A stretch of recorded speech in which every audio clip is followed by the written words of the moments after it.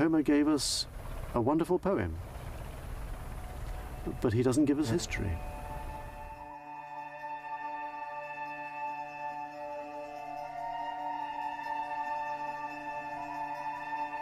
For the first time in history, it has now become possible to separate the truth from fiction. Homer's Iliad, greatest epic of the West. Golden Troy, scene of one of the greatest eras in archaeology. Priam's treasure, where crazy quests set out to find the real Troy. There was an Iron Age fort here. Here's the defensive ditch. So these would have been the walls of Troy. But the real Troy is different from what we thought. There was Indo-European population living here. The culture, the pottery is Anatolian here. The fortification type is Anatolian. New quests through ancient archives are now revealing new realities. Oh, they've made an enormous difference. They've given us a complete history for most of the second millennium BC. So many things happen at the same time, but we are getting this puzzle together. It's really exciting times. Finds that rock the world of archaeology and new ideas about ancient icons.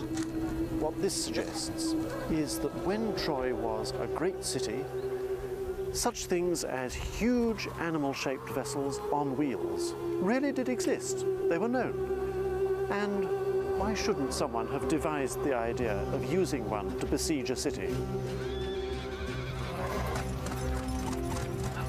Now, as a major Hollywood movie brings Homer's great epic back to life again, as crowds flock to where Troy's glory lies exhibited, science has its story to tell on the truth about Troy, a story of dream and reality.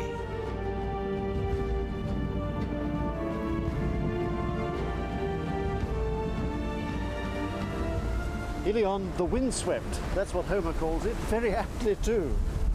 And few places have had their positions so determined by the combination of strategic position with prevailing winds. Donald Easton, archaeologist and Troy expert, for several years a member of the excavating team. The wind blows here forever, but not quite. This German film crew had to add some tricks when they recorded the exploits of the man whose name is forever tied to Troy, Heinrich Schliemann, its first excavator. Throughout the year almost, sea currents combine with prevailing winds to push down from the northeast, down the Dardanelles, away from the Black Sea. Even today, ships sail down the straits with ease, whereas others have to claw their way up through wind and currents. Trade in ancient times could not be here without Troy. Today, Troy lies at some 6 kilometers distance from the sea. But on this map you see that early Troy lay by the shore. Here was a big bay, which has now silted up, which was important for trade then.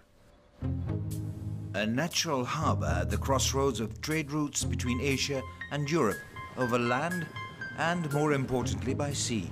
Shipping then was many times cheaper than trade by land. So, trade made Troy, though only this remains of its former greatness.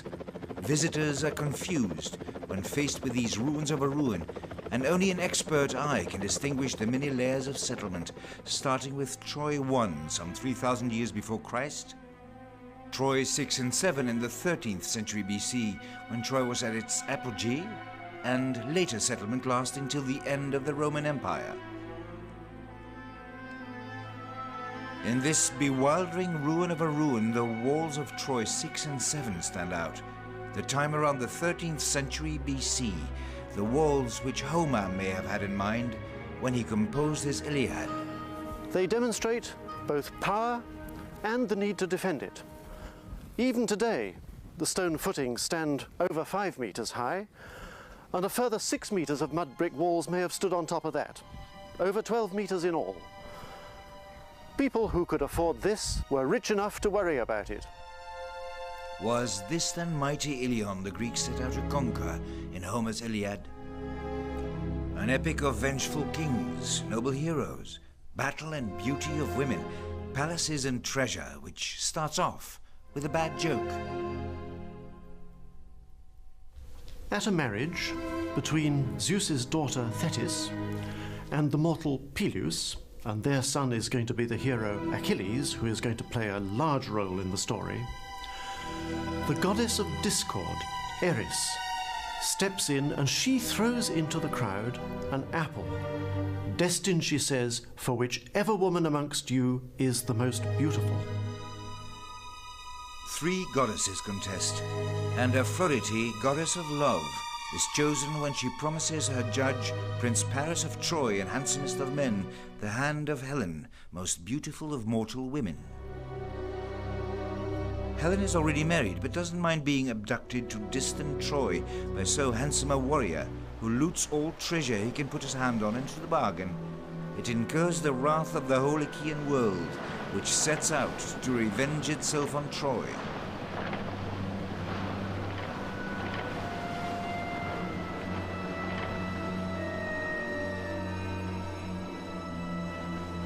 It is a war of 10 years in which the gods themselves choose sides and battle alongside mortal men. A ferocious war which is won only by the ruse of the wooden horse, hiding the Greeks that will put Troy to the torch. Of the entire 10-year span of that war, Homer deals simply with less than 2 months, focusing on a mere 10 days towards the end, on the breach between Achilles, the greatest of the Greek heroes, and Agamemnon, their supreme king and commander-in-chief. The spite of King Agamemnon denies Achilles the favor of the captive girl Briseis. For more than the record of a war, Homer's Iliad is the drama unfolding between men and fate. The greatest hero of the Achaeans chooses to remain aloof of the war, so that the Trojans almost manage to drive the Greeks into the sea from whence they came. Only the death of his friend Patroclus stirs Achilles back into action. He chases the Trojans back to their walls and slays Troy's great defender Hector, thus denying the city of any further hope.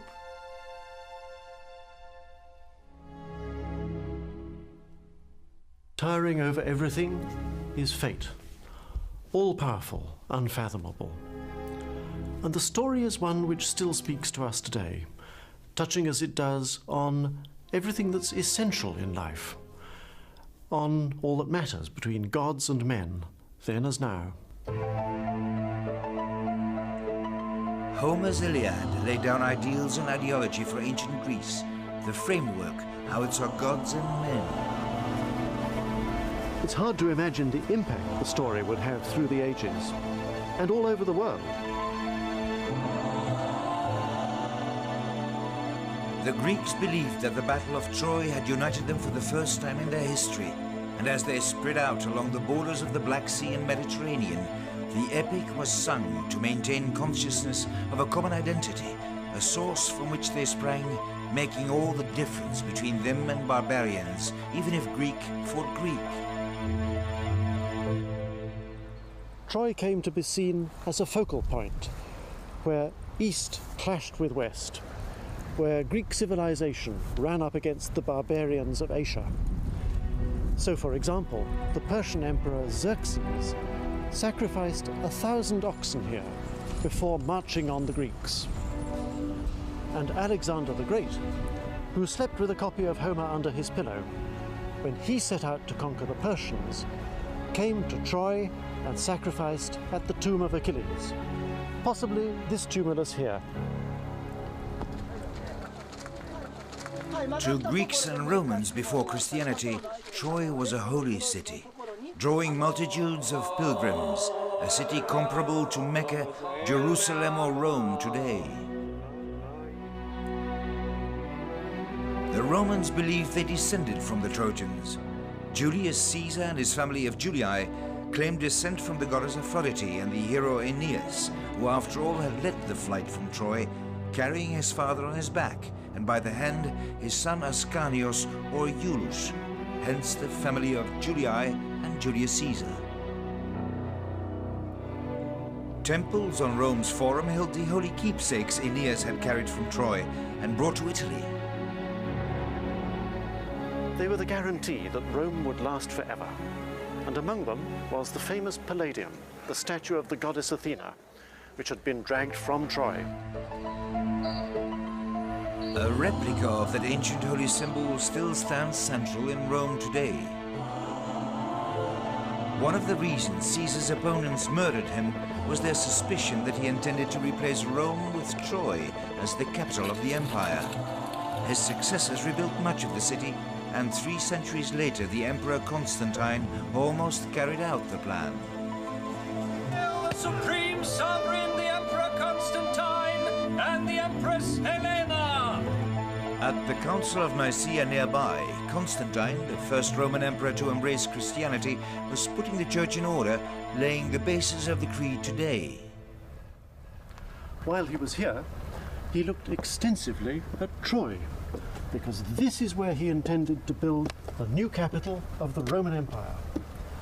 And apparently he started laying out building plans, he decided where walls should go, and even began building towers. But eventually he chose Byzantium, today's Istanbul, also at the entrance to the Black Sea, and much more defensible. And it would have been pretty awkward, having the most sacred pagan site as the capital of the new Christian empire. The Crusader Knights of the Middle Ages saw themselves also as avengers of the Greeks, chasing heathen Muslims from Troy. When later Turkish Sultan Mehmet conquered Constantinople, he visited the ruins and in his turn declared the Trojans avenged. With the Renaissance, Troy became the fashion, and the apple of discord, the choice of Paris, a favorite means for a peek at chic. Troy became the common cradle for Europe's kings and knighthood. Anyone who was anyone traced his ancestry back to Troy. And books such as this History of the World constructed intricate lineages, going back to Hector, to Agamemnon, to Helen, to Paris. And to biblical figures too. Adam, Eve, Solomon, David. And bringing in everyone from Charlemagne down to minor nobility. All intertwined, all related to the Trojan heroes. So, in battle, knights would mercilessly kill a commoner, but spare each other after some bashing about. They were brothers in Troy, sort of family after all. People of all languages claimed an origin in Troy. Normans, Burgundians, even Icelanders. The Franks found an ancestor in Franco, a grandson of the Trojan king Priam. And this chap, Turcus, gave the Turks and their sultan an opportunity to find a Trojan ancestor too. Here at Cologne, a medieval dean of the cathedral, Alexander von Röss, argued that since the Germans carried the germs of Troy in them, they were aptly called Germans. And of course the British, the English, they claimed descent from the Trojans too. But if that was the case, then the Irish, of course, couldn't. They had to be descended from their enemies, the Achaeans. Troy was everywhere. For example, here at this place on the Rhine, originally founded by the Emperor Trajan as Colonia Traiana. Its medieval inhabitants were thrilled to discover in the name a reference to Troy, so they called it Litzela Troia, Little Troy, or Xanten, after the Trojan river Scamander. And when the neighbouring Duke John of Cleves gained control of Xanten, he had coins minted which proudly proclaimed him Troianorum Rex, King of the Trojans. Cities everywhere claimed they had been founded by the heroes from Troy or their Achaean foes. Toulouse, Barcelona, Bonn, Bern, Cologne, Paris. London, of course, was the work of a great uncle of Aeneas. And I give the sign of the cross. Lisbon had been founded by Odysseus. Well, all of that nonsense is the reason why, with the Age of Enlightenment and the rise of science, sharp criticism came to be directed against Homer, asking, could there be any historical truth in his story at all? By the 19th century, the Iliad had shrunk to the status of a mere fable. Homer had turned into a schoolbook for teaching Greek to scions of the higher classes. Even the place where Troy had been was now forgotten. Troy was just a figment of the mind, Homer's mind. Until 1868, when a very remarkable man walked onto the scene, Heinrich Schliemann. This year I will solve the Trojan riddle once and for all, gentlemen. Anyone hearing Schliemann's history can't help but be enraptured by it.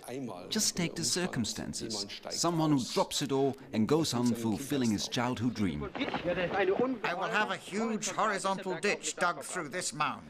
Everybody in the 19th century with any education knew the Iliad. And here comes a guy who digs it all up. Everything comes together. The Hellenes, the whole sex and crime story coming into it, with all the heroes walking about. Not that Schliemann can truly be called the discoverer of Troy. Sorry, Germany. Others had already identified this as Ilion, and this man, at the feet of Schliemann on a later photograph, Englishman Frank Calvert, had even bought much of the hill in the hope of making money from it. Time would prove him right, or rather Schliemann would, and eclipse Frank Calvert with ruthless drive and ambition. But the Schliemann who met Frank Calvert here in 1868 was at that point a man desperately at a loss what to do with himself. Schliemann was a bundle of complexities. In Schliemann's background was the powerful figure of his father, whom he both loved and hated. He believed that his father had driven his mother into an early grave.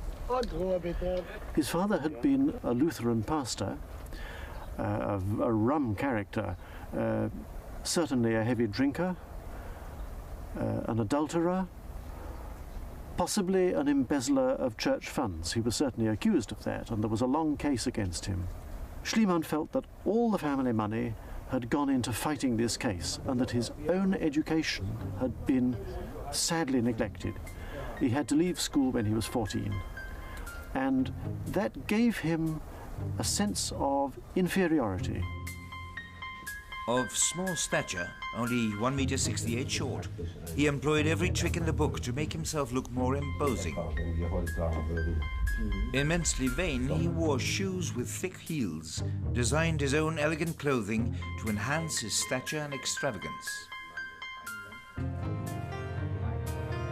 Here was a man who could lie, cheat, exploit others without scruples, only to leave his mark, satisfy an obsession to reach for respectability. A man aching to move up the social ladder by means of some genteel academic activity. He'd made a pile of money in Russia as a commodities dealer on the St. Petersburg Stock Exchange, but he'd got fed up with it and he was going through a midlife crisis. He'd fallen out of love with his first wife, even going to America to fix a divorce, and he was looking for something to do.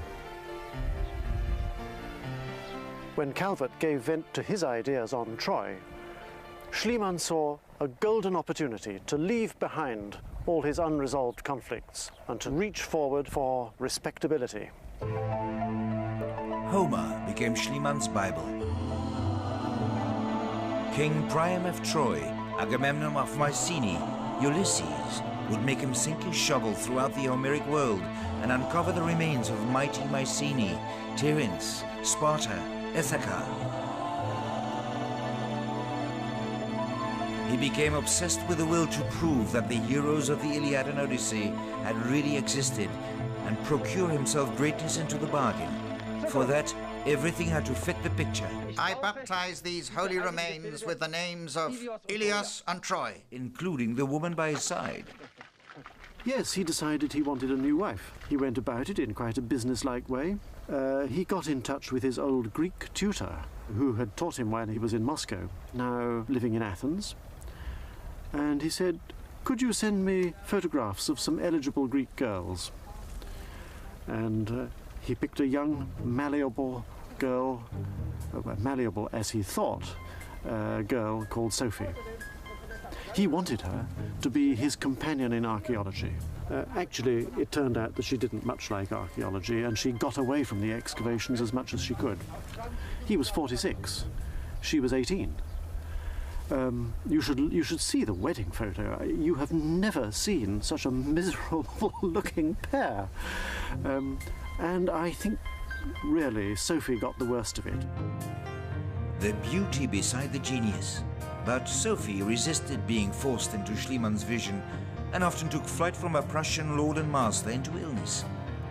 A doctor the couple consulted in Dresden diagnosed, "You suffer from your husband, madam," and suggested the therapy of motherhood.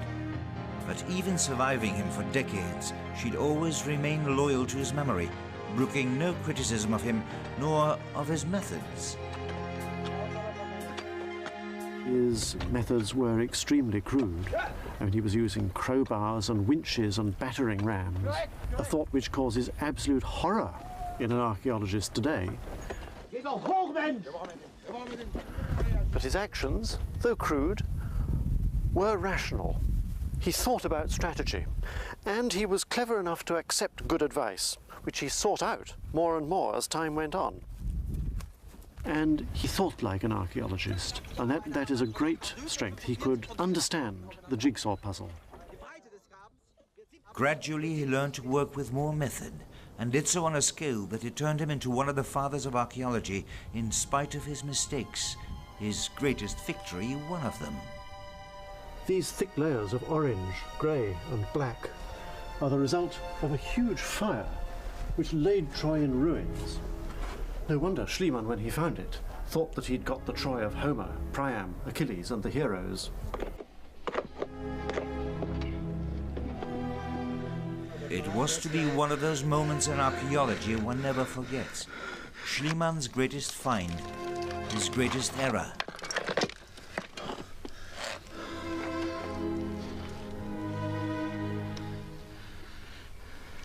Priam's treasure.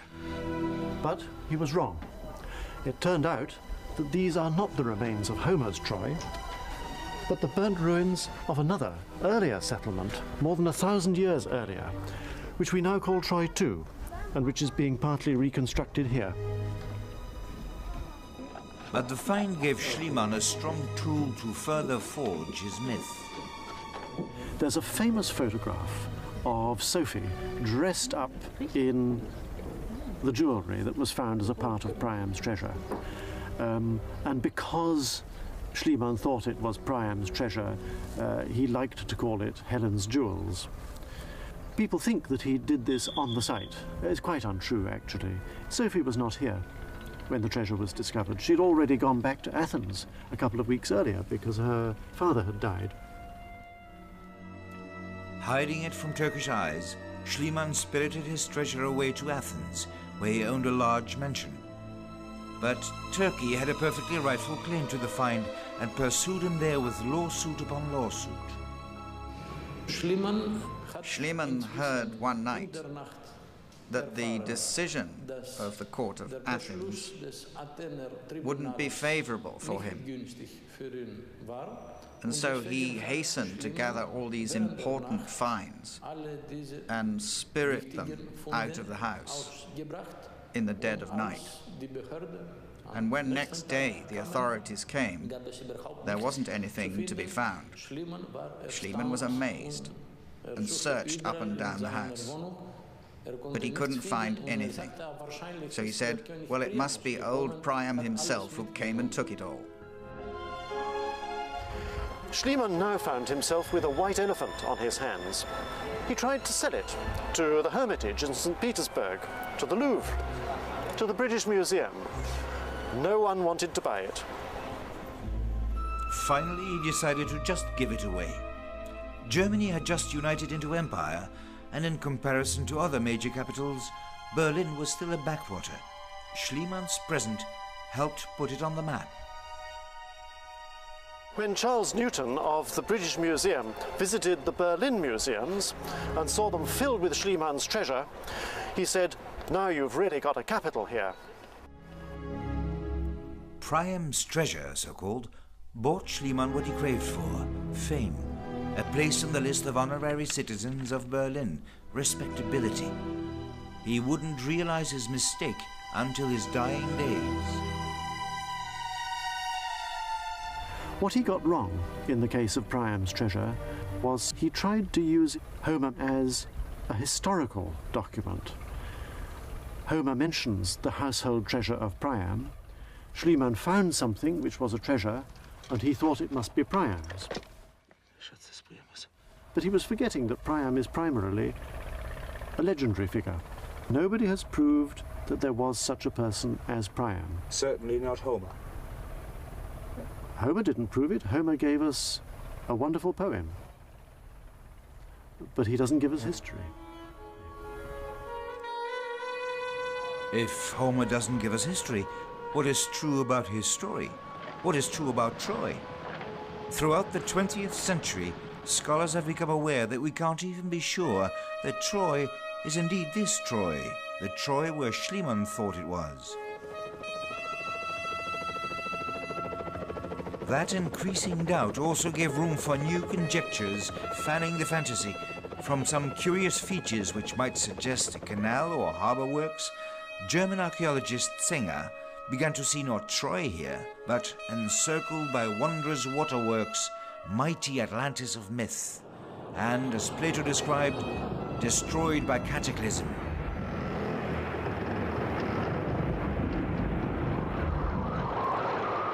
Just judging on vague similarities of names, the author Eamon Wilkins had the war against Troy not fought on shores of the Aegean, but of the North Sea.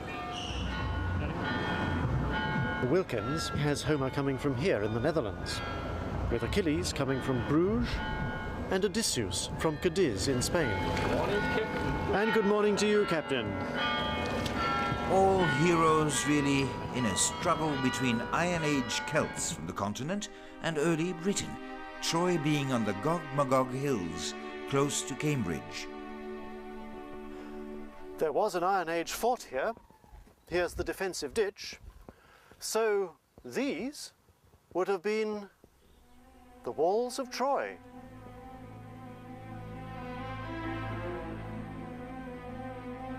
So is this then truly where Homer set the scene for his Iliad? Or did Schliemann jump to conclusions even over this as well? I baptize these holy remains with the names of Ilias and Troy. Schliemann's successor here was Dörpfeld, later Blegen. Grass then grew on these ruins for over half a century, until 1988, when the German Manfred Korfmann and an international team of archaeologists dug in their spades again. A difference. Dörpfeld and Blegen were classical archaeologists who dug holding Homer in their hands. And Korfmann did not take Homer as his starting point. He started from the cultural history of mankind, which opened a completely new perspective. He simply was not out to verify Homer. Eigentlich nicht Homer verifizieren. An essential difference. Korfmann applied cool, new methods to piece this puzzle back together. That's archaeology. Knowing what's what, understand it, register it, and sort it. And results came. On the fields under the citadel, geomagnetic measuring brought out traces of a lower city, at one time sprawling below the citadel. Excavation brought further proof that these fields had once housed a city center of considerable dimensions. In a house. So all that comes to figures of 7,000 to 10,000 people, which could squeeze together in a case of war behind the walls of Troy. Starting as a modest citadel housing hundreds, Korfmann began to see the contours of a city 10 times bigger, housing thousands at the time Homer seems to refer to, a considerable power for the time. But he met backbiting from colleagues back home, some calling Kaufmann a fantasist, the von Däniken of archaeology, a scathing epitaph. Of course we can discuss everything calmly, sensibly, but how it's phrased is not without importance either. When virtually the whole community of archaeologists, home and abroad, sided with Kaufmann, his opponents bit dust. Well, I may have been a bit rash in stating it. That's why I already publicly withdrew it 3 times, also in a letter to the rector. And take it back now, again, if necessary. Kaufmann and the scholars working with him have since been making spectacular progress in getting the pieces of the puzzle together. A process with a modest start just a few years ago. Researchers since 200 years look to this place only from one geographical angle, from Greece. Könnten Sie mir mal das Siegel von Donald zeigen? This is a piece of writing oriented towards Asia Minor, means Anatolia, found in 1995 by Donald Easton. This seal is a piece of a mosaic, so by good chance we have here the seal of a woman and a man, a scribe. This is where we found the seal. And it was important because it was the earliest piece of writing ever found here, and it was in Hittite hieroglyphs. And that helped set people thinking again about the connections eastwards. A modest find, but of such implications that it was made the emblem of the excavation. A seal cannot be the argument, but it fits into cremation rituals, that means into religious understandings. There was Indo-European population living here in language. The culture, the pottery is Anatolian here. The fortification type is Anatolian. So we have this symbol as an emblem to show that this was an important place at the end of the Oriental world. It was not a huge city. It was not something like Atlantis or something like this, but it was towards Europe a city of importance. This is the end of the Oriental world. But that is not how Homer describes it. Troy he sees as the end of the Western world, his own world. That's how he learnt it. And he has his heroes and actors, Trojan or Achaean, speak Greek all alike. Well, he would, wouldn't he? What else would he know hundreds of years later? And anyway, he had to make himself understood, as in a novel or in a film. But to understand the real Troy, we should look not to the west and to the Greeks, but to the east and to a high civilization that's now hardly remembered, the Hittites.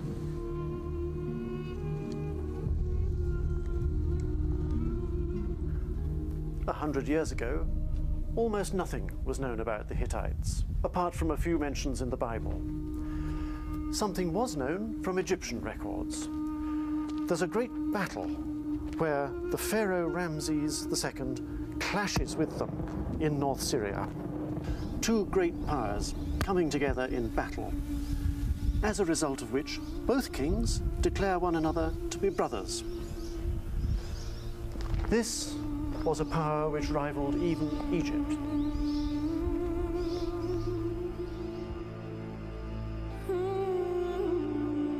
There was the core territory, which was in central Turkey.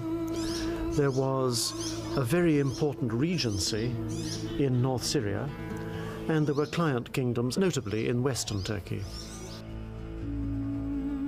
Hattushash, the capital, a site archaeology has barely begun to nibble at. Huge archives were found here which were often not fully understood. That is now changing. Masses of documents. These were the archives of the Hittite Empire. Have these archives made any difference? Oh, they've made an enormous difference. They've given us a complete history for most of the second millennium BC in Turkey. There are texts which mention this strange place Ahiawa, but it seems to get more important as time goes on, and the impression we get of it is that it lay overseas to the west, and that it was a power capable of attracting the kingdoms of western Anatolia into its orbit, and the Hittites saw it as a rival. Can Ahiawa be Achaia or Achaia, land of the Greeks that Homer writes about? Pieces of a puzzle. The name Vilusa several times over. Vilusa, Wilios, as ancient Greeks said, or Ilios, as Homer calls Troy. And there is the name Tarwisa or Truissa, perhaps that's how it was pronounced, which sounds pretty much like Troas, Troia. Pieces of a puzzle. In the Hittite capital Hattusha, a man-built cave covered with inscriptions. Significant, these? Enormously important, enormously important. Why? One of the really big problems in Hittite history is that from the texts we've known so many place names, but we haven't known where they were on the map. And one of them, Vilusa? That includes Wilusa and Tarwisa. We didn't know where to put them. And this inscription actually helps us to pin down what was where.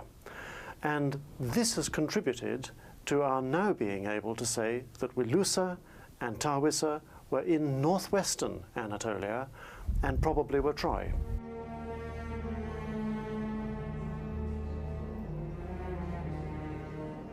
This is another piece of the puzzle, a famous treaty between the Hittite king and the king of Wilusa.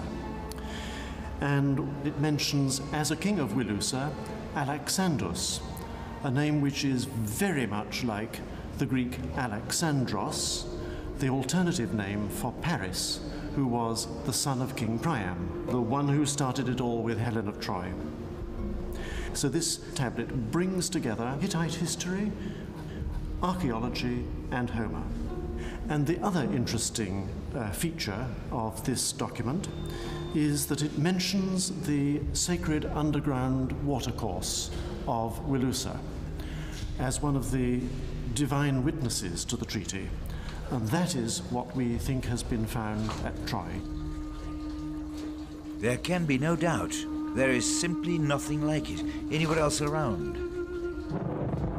In Hittite world, gods can be trees, springs, caves, mountains. The sea is God. So this is the god as a witness god of the Alexander Treaty was a road in the earth connected with water. We are in the place of a god.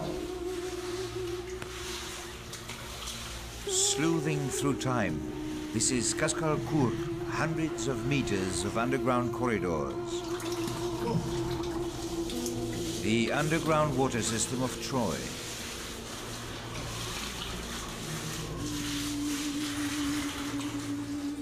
What an achievement, all this system of caves behind us.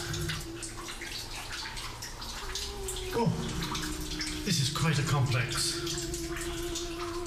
And it wasn't just the work of villagers, that's for sure. That is fantastic. And Bronze Age, all of it. Probably early Bronze Age at that. 2,500 maybe, BC. That's terrific. Sleuthing through time and getting closer to the time Homer refers to. The stele must be of the same time as the tower behind it.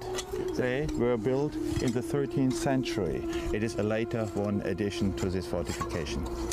So this means that in the 13th century there were some stress or some special situations which provoked such work.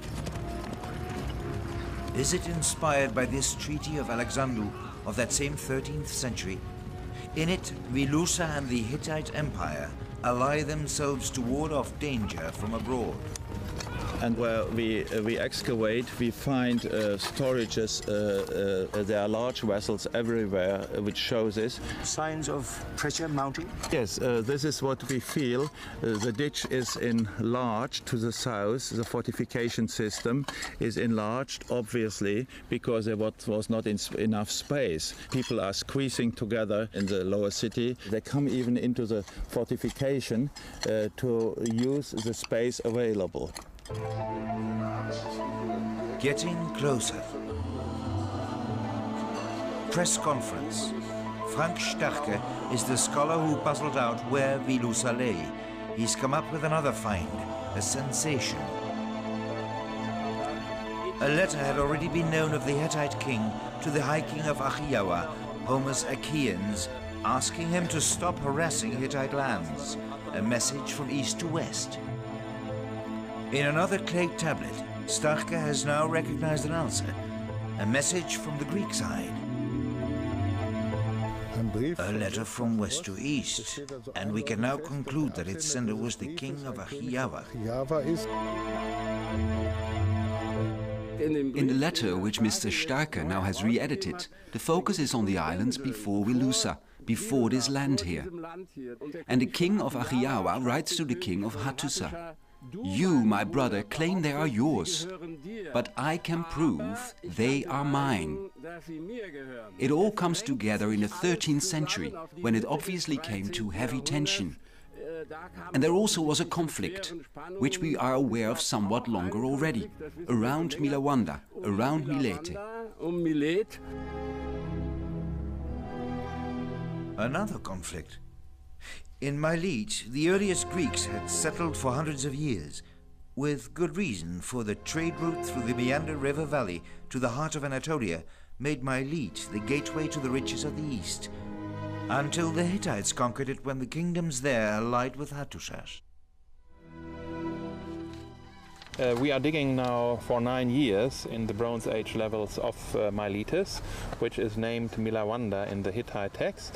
Milawanda was lost, was taken over by the Hittites. Now that loss, if the earliest Greeks had been there for centuries, yes, was a painful loss. It was a painful loss, and this painful loss is painful because actually this area where Milawanda is situated, the area around Izmir, Smyrna, is the entrance to Anatolia. So maybe the Achaeans were looking for other spheres, and it is clear that here is an entrance gate to the Black Sea region, to Southeast Europe. So one can imagine a scenario of a Greek expedition against Troy after the fall of Milawanda to fill this gap. And the letter may hold another surprise. In it, Starke finds the king of the Greek Achaeans calling himself an heir of Cadmos, a name well known. In Hittite, Cadmos, and the name Cadmos is inseparable from the city of Thebes.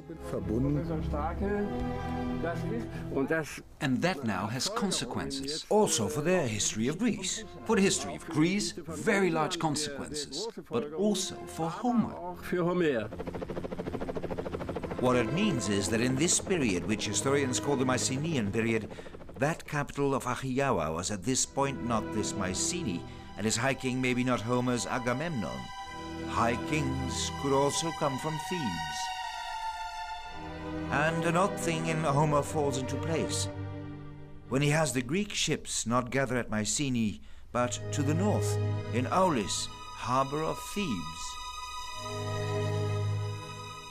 At that time, Thebes was the capital, so that the ships had to gather in the harbor of Thebes.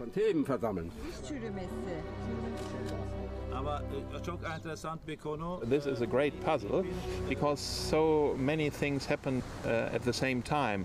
Reinterpretations of Hittite texts, new finds of different disciplines, but we are getting this puzzle together. It's really exciting times. Yeah. It's not to say that we've found the Trojan War. We haven't got Agamemnon, we haven't got Priam, we haven't got Helen, we haven't got the 1,000 ships. What we have got, however, is a crystal clear context in which a Trojan War of some sort could very likely have happened. The sack of Troy was but the beginning of a nightmare. The terror of drought, years on end, brought people on the move throughout the ancient world. The Bronze Age ended. Greek Achaia withered, Mycenae was deserted, the Hittite Empire crumbled. A cloud of destruction swept across the world to the very gates of Egypt. The fall of Troy was but the beginning of a dark age which enveloped the whole of the East Mediterranean. It would take 400–500 years of barbarism before civilization began to awake, a rebirth which brought Homer and his Iliad. It is now thought quite possible that Homer came himself to see this site of legend already ancient in his own time.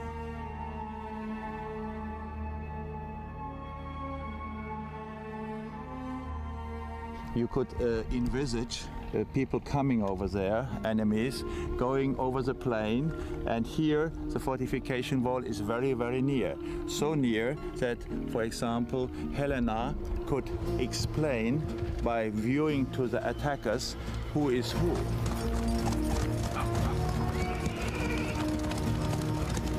For somebody who was told the story in the 8th century, this may be well understandable. But I'm not telling that the Trojan War happened here, but I tell something like Edgar Wallace writing a criminal story about London, so the background should fit to what is written, the fog and Big Ben. We're still not able to say the Trojan War took place. And I also suppose that no one now seriously believes that it took really 10 years and that it was all about a beautiful Helen, etc., etc. Those are nice embellishments. Homer, of course, didn't write it with the intention to be used by future generations as an historical source.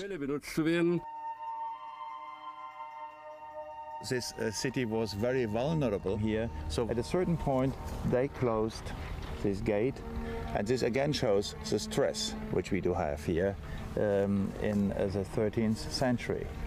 A gate like this must have been seen by every visitor in the 8th century as well. Which is possibly the time when Homer came here to Yes. look at the ruins. Yes, it is a time when Homer or his informants, we do not know who Homer was, came here to look at the ruins. And this may be the place, or actually it should be the place, where a story of Andromache, when she says, look, you can defend your city here where the gate, where the fortification wall is so vulnerable, and nearly several times the enemy got in.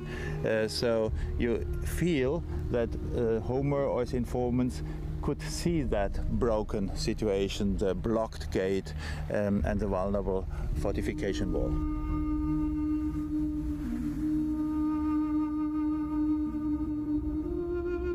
And near the plain we have a spring with stone basins. So visitors, Homer or his informants, could refer to such a spring when they say when Hector was slain, he was killed near the springs. Or that the Trojan women are not washing their washings anymore here because the enemy is in the country.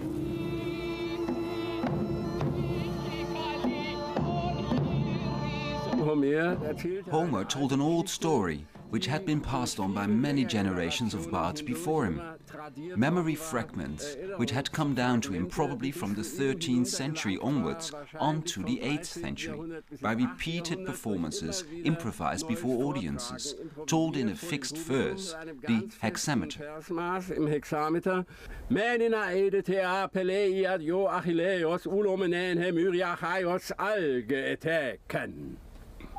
And that's how it goes on, hexameter upon hexameter?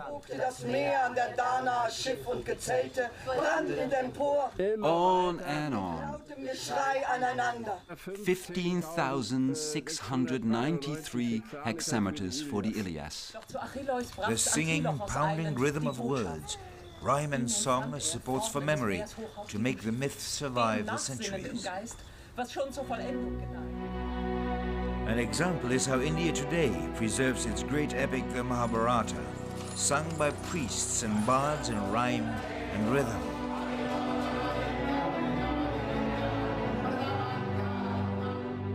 The purpose Homer had is, in my opinion, to use this history as a mirror for his own times, the 8th century. And what is the problem of that 8th century? That the nobility, the leading caste, which had defined everything for many centuries without contest, in the 8th century came under threat by the rise of new segments of society. Merchants, sailors, handworksmen, and had to fear them as a threat to their supremacy.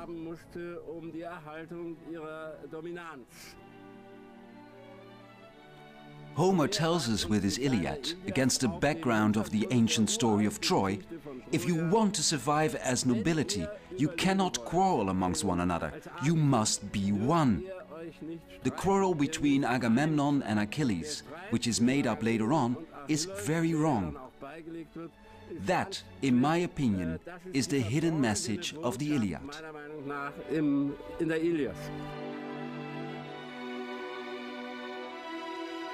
But Helena we will never find, and we will never find any remains of all the actors of the Trojan War.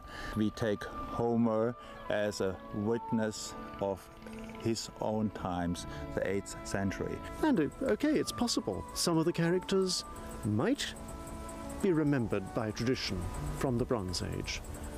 Achilles, Helen, who knows? It's not inconceivable. Maybe the horse. Could be. None of it's certain, but a possibility. Even the horse. This horse adorns the site of Troy today as a plaything for tourists. So what about Homer's ruse, through which the Greeks at last gained access to the city? A very important element in Hittite religion was the giving of offerings to the gods, sometimes of wine. And this was often poured out from animal-shaped vessels, like these bulls, for example, and you can see there's a spout in the back. But they didn't have to be in the shapes of bulls. They could be in the shapes of lions, for example, or wild boar, or even ducks. I think the clue comes from the Hittite site of Alacahüg in central Turkey, where the gate to the city is flanked by 2 sphinxes.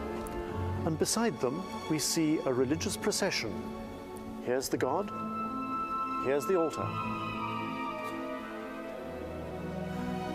The real things are in the museum, but here at the site itself, we have some concrete copies. Here's the god, the king, sacrificial animals, and you can see how the procession goes on. But this is what interests me. Now, you remember these model bulls used for pouring libations to the gods? Well, come and look at this. Another libation vessel. There's the spout. But this one is simply enormous. It's bringing up the rear of the whole procession and it's rolling on great wheels, and it's more than life-sized. And to me, what this suggests is that when Troy was a great city, such things as huge animal-shaped vessels on wheels really did exist. They were known. They could be in the shape of the bull. Why not in the shape of the horse? And why shouldn't someone have devised the idea of using one to besiege a city?